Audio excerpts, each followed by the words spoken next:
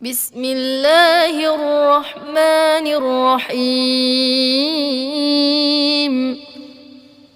والعصر إن الإنسان لفي خسر إلا الذين آمنوا وعملوا الصالحات وتواصوا بالحق وتواصوا بالصبر.